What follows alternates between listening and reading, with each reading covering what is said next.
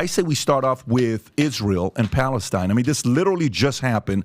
How much are you following the story with what happened? Not at all. Okay, are you, Jimmy, at all following it? No, I haven't. Okay, so this literally, we woke up to it, and this happened. So why don't we read, Rob, if you got one of the stories or video clips to show.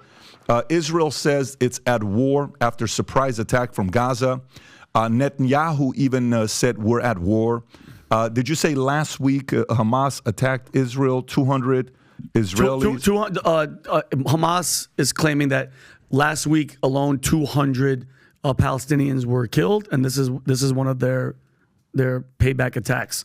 But they planned it on, it's a holiday. It's a Jewish holiday today, isn't it, Adam? Well, here's what's going on. Last week was Yom Kippur, which is the holiest day on the Jewish calendar. It's the Day of Atonement, and this attack took place, talk about symbolism, on the 50th day of the anniversary of the Yom Kippur War, which was in 1973. So do you want to get into some of the details? Yeah, okay, go for it. Ahead.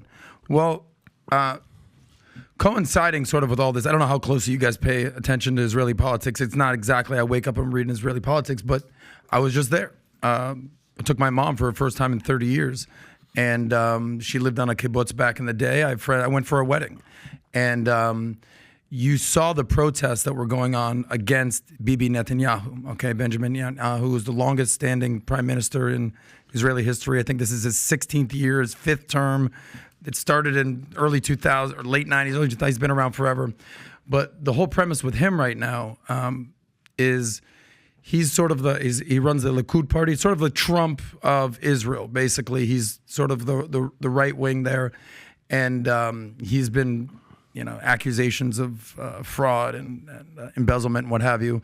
Whether that's right or wrong, that's the sort of what's going on. But where he's come under heat lately is because he's basically trying to reform the Supreme Court because he feels they're too liberal. So the platform that he's been running on is that he's the guy that's going to make Israel safe, okay? There's no doubt that whether you're left and right, because you go to Tel Aviv, it's very, very left. Like LGBT, pride, all that. You go to Jerusalem, and it's, as conservative as it gets. Yeah. So he's trying to reform the Knesset, the Supreme Court, and the Parliament over there, because he feels they've gone too liberal. But he's been running on the platform that he's the guy that's going to keep Israel safe. From what I'm hearing, because I text my buddy who I was at his wedding, he's like, yeah, this is, I thought this would basically make citizens coalesce, like sort of how like 9/11 happened here, and like didn't matter if you were a Republican or Democrat. I said, what's your take on this? And he's not a Bibi Netanyahu fan. I said, will this make you appreciate him more, right? He goes, no, it's the exact opposite, because the entire platform he ran on was he's the guy that's going to keep Israel safe. So what you're kind of sort of hearing on the ground is what happened, Bibi. What's going on? This is not a good look for the IDF. It's not a good look for Mossad, who's the intelligence agency. And basically the story is this was sort of a coordinated sneak attack. It was land, air, sea, paragliders, right? boats, everything. They're going in there, rockets, and everything. Netanyahu has officially declared war on, just to be clear, Hamas. Now, how familiar are you guys with the concept of Hamas? So Hamas is a militant terrorist organization that the U.S. government has labeled terrorist. They're sort of a Hezbollah from Iran. And they were founded, I believe, in 1987 with the basic premise that they will never, ever, ever recognize the state of Israel. And they came from the origins, I believe, of the Muslim Brotherhood, which sprouted out of Egypt, I want to say. And they reject all peace agreements whatsoever. So now I think 5,000 rockets have been fired to Israel. There's been 500 injured, 40 dead. The Iron Dome that Israel has, that U.S. has sort of funded. As of when? As of this morning. Wow. Yeah. Oh no, it's crazy. There's 5,000. Imagine. It's bad. It's bad. So I text my buddy just to kind of put it into context.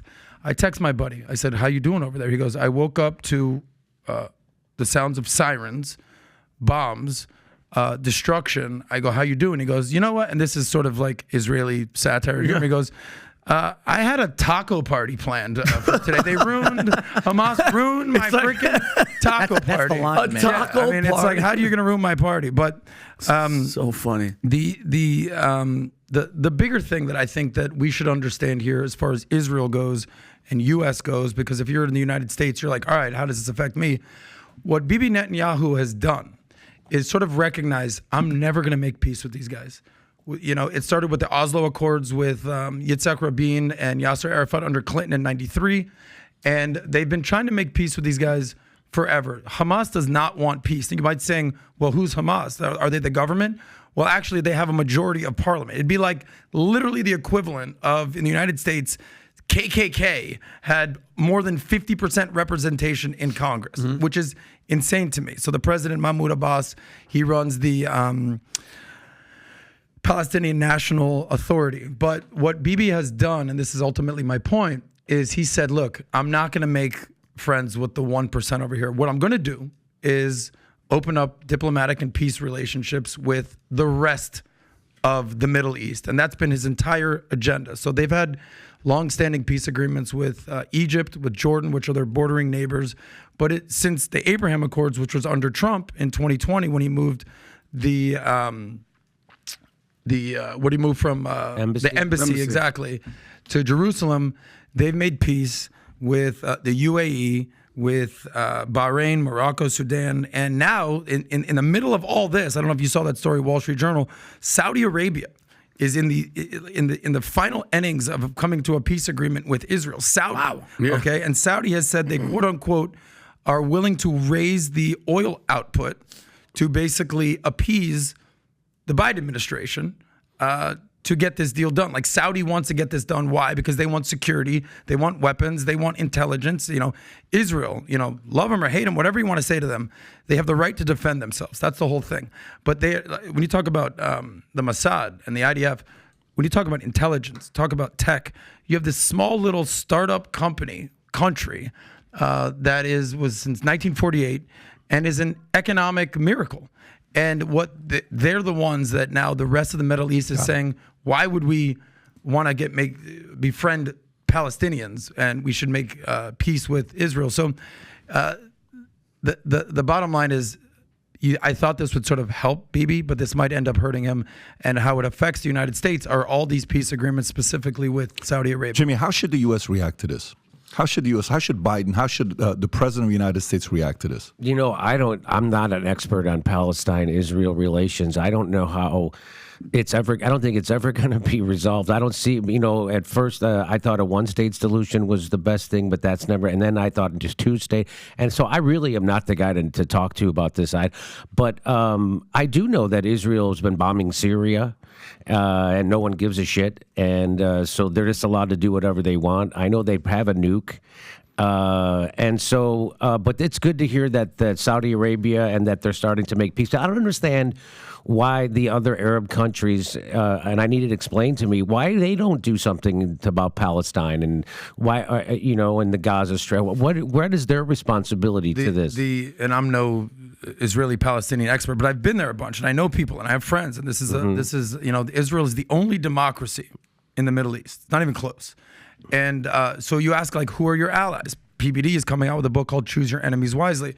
Look, I actually empathize with the people of Gaza. They have a term called jihad, which is a holy war. It's a two-part war. One is the spiritual struggle internally, and one is the external struggle, which literally means killing people on behalf of your belief. But if you talk about allies, who is Israel's allies? Okay, we just said the peace treaties, but United States beyond that. Hamas is a Sunni organization, okay? But their allies are Iran. That's their major ally with Hezbollah and the militants that's going over there. So Iran, Syria, I believe Qatar, that's who they are in bed with. So you look at the rest of the Middle East, you're familiar with Sunni Shiite, Iran, the constant struggle with Saudi Arabia. They're picking sides. Just like you think, why don't Arabs all get along? Sunni Shia, this is a major thing for them. And it goes way deeper than anything we've ever known here in America, where Republicans and Democrats are constantly fighting. It's never been stopping. Tim.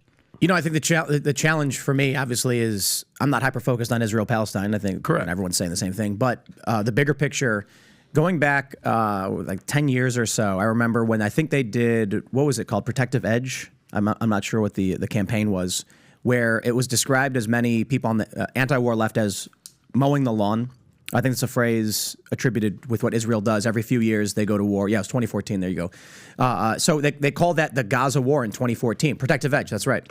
And it was viewed, and many journalists explained to me that those, and again, I'm not an expert on this, they call it mowing the lawn, where every few years, Israel is at war with Gaza to decimate and destroy their weapons, their supply depots and things like this. But the big fear is every time they do this, it antagonizes the Middle East and other countries that are upset over what's going on in Palestine. And at the time, there was concern that if Iran begins supplying more weapons or ups the ante in some capacity, one, it could lead to just obvious widespread destabilization of the region, which we're already, not happy about. I think things have improved with the Abraham Accords and a lot of these peace agreements.